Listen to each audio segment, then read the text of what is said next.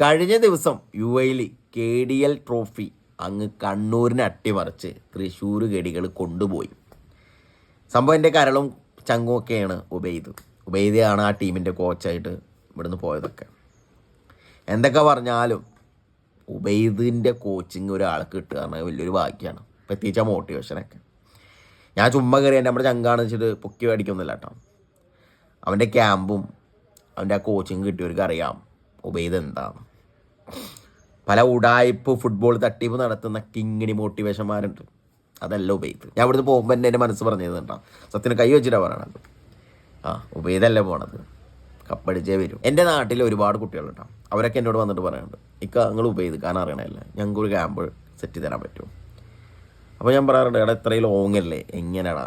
പക്ഷെ അത്രയും അവർക്ക് ആ ഉബൈദ്, ഇവിടെ വേറെ കോച്ചുമാരിലായിട്ടൊന്നുമല്ല, പക്ഷെ ഉബൈദിൻ്റെ കോച്ചും ക്യാമ്പും കിട്ടാൻ അത്ര ആഗ്രഹിക്കുന്നുണ്ട്. അപ്പം മക്കളെ നിങ്ങൾ വിഷമിക്കേണ്ട, നമുക്ക് സെറ്റാക്കാം.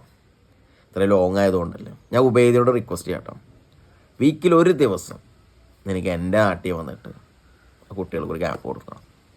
അത് റിക്വസ്റ്റായിട്ട് എടുത്തോ, അത്രയും ആഗ്രഹിക്കുന്നുണ്ടാ ആ മക്കളൊക്കെ. തൃശ്ശൂർ ടീമിന് അഭിനന്ദനങ്ങൾ.